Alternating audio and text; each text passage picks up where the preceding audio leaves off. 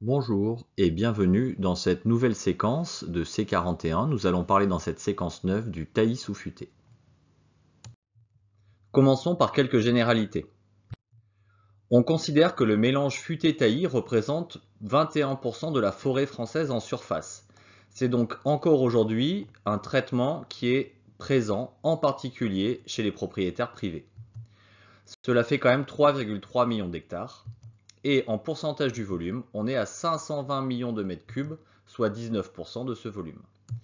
On a donc 160 mètres cubes par hectare en moyenne dans ces peuplements. Il y a donc là une ressource qui reste relativement importante.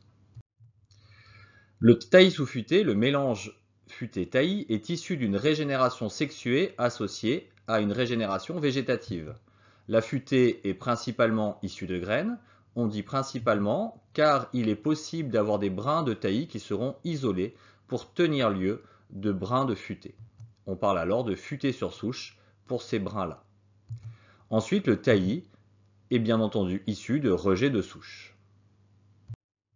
Les mélanges futaie-taillis sont des peuplements feuillus. En effet, la futaie est feuillue, même si on peut trouver quelques résineux ponctuellement, ils seront venus par régénération naturelle lors d'une coupe.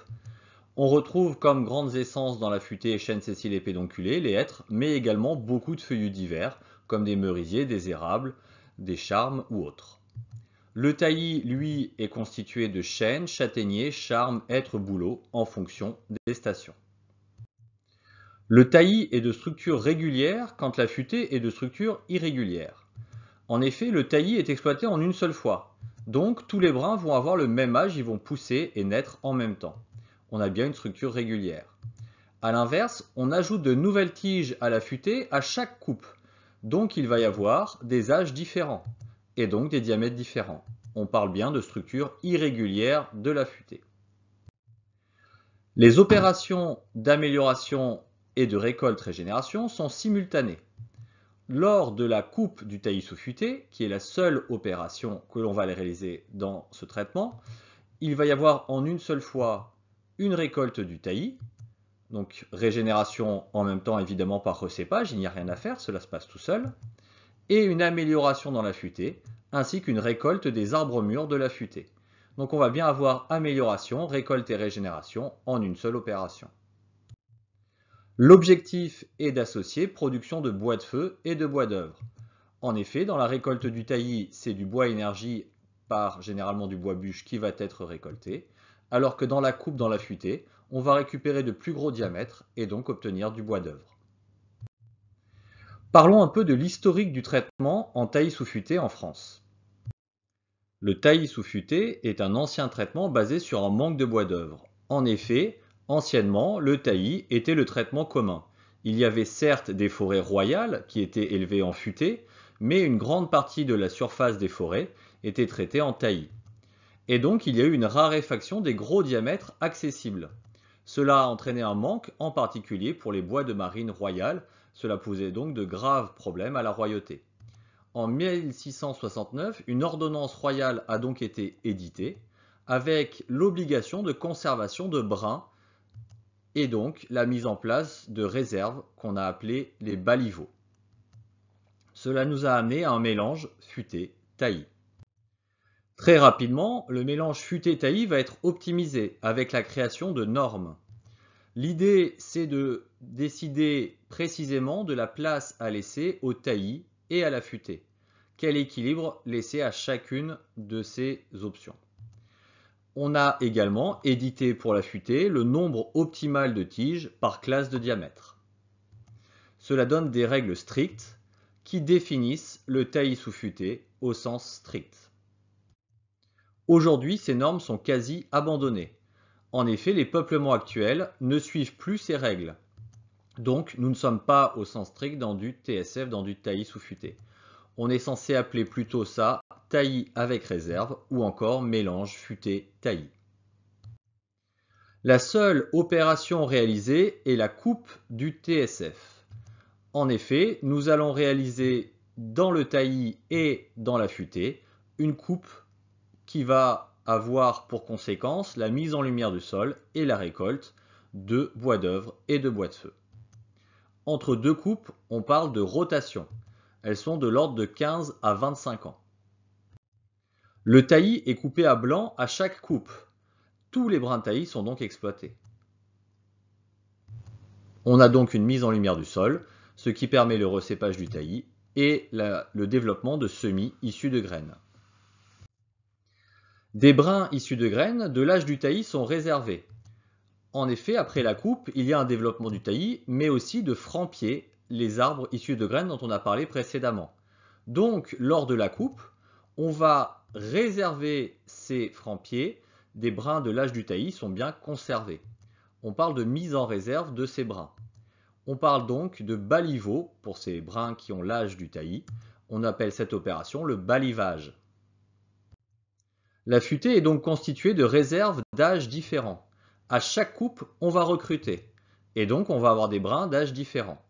Nous avons vu que la régénération ne pouvait se développer qu'au moment de la coupe. Donc forcément, les brins vont naître au moment de la coupe et donc plus tard, on les retrouvera âgés d'un multiple de la rotation. Nous avons déjà vu que les rotations une fois, les 1R, sont les baliveaux. On parle des 2 rotations comme des modernes, des 3 rotations comme des anciens, des 4 rotations comme des bi-anciens, et enfin des 5 rotations, on n'ira pas plus loin, de vieilles écorces. La coupe du taillis sous-futé travaille en amélioration, en sanitaire et en récolte. Donc dans la réserve, nous avons une exploitation des réserves mûres, de toutes les réserves mûres. Donc là dans l'exemple, mes vieilles écorces vont toutes être exploitées.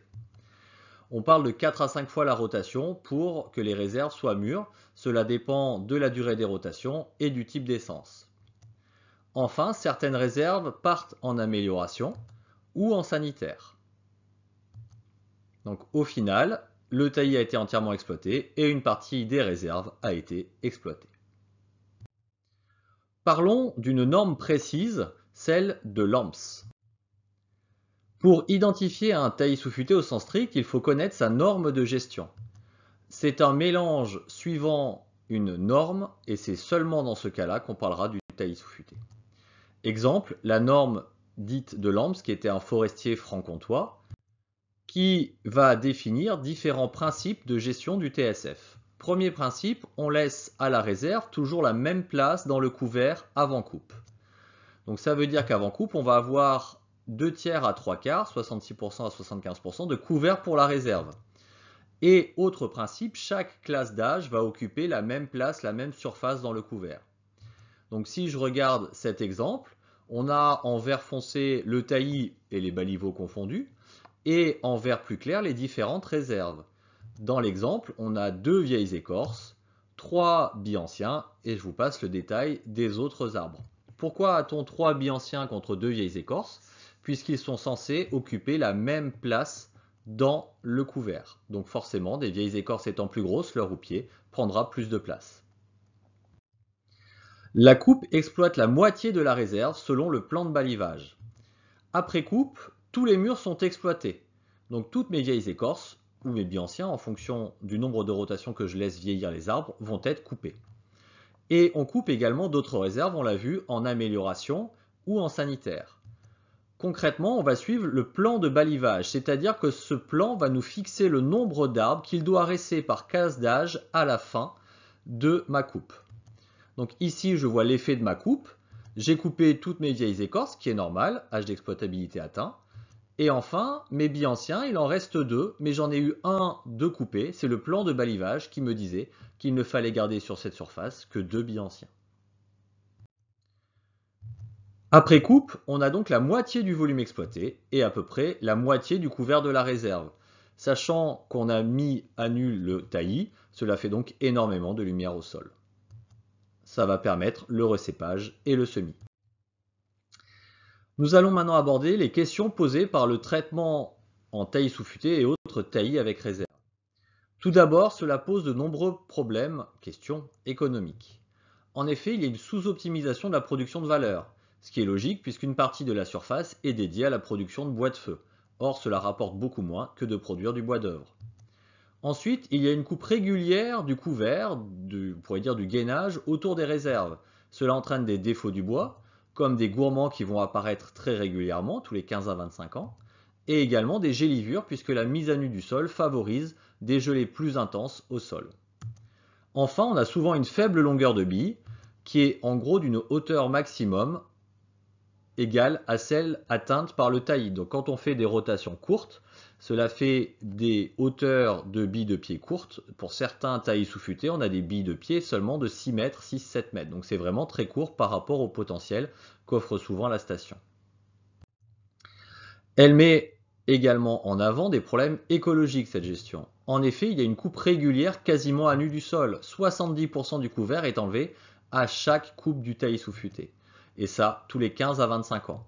Ça a des conséquences sur d'éventuels risques d'érosion pour les fortes pentes, d'épuisement du sol avec une surconsommation de l'azote et un changement des systèmes mycorhiziens, et donc, à terme, un changement de végétation qui peut entraîner une perte de fertilité. Enfin, les difficultés de gestion de cette forme normée du taillis sous-futé sont très importantes. En effet, il y a une obligation de recrutement de baliveaux, et cela est souvent difficile, car il y a une concurrence très importante à la mise à nu du sol entre les jeunes semis qui naissent et les rejets poussent beaucoup plus vite que les semis. Ensuite, il y a nécessité d'un inventaire préalable à la norme, ce qui va permettre de suivre le plan de balivage. Or, cela est coûteux. Enfin, il y a une difficulté à suivre le plan de balivage même après cet inventaire lors du martelage, et cela entraîne souvent une sous- ou une surexploitation selon qu'on va taper trop fort ou pas assez fort. Et le déséquilibre va se concrétiser sur plusieurs cycles derrière. Voilà donc pour le fonctionnement du taillis sous-futé. Vous avez compris que c'était plus un traitement historique qu'un traitement actuel. Il en reste cependant encore de grandes surfaces en France. On va plutôt les nommer taillis avec réserve, puisqu'on ne suit plus vraiment la norme du taillis sous-futé. Nous verrons dans la prochaine vidéo comment peu à peu ces taillis avec réserve sont convertis en d'autres traitements comme la futée régulière ou encore irrégulière.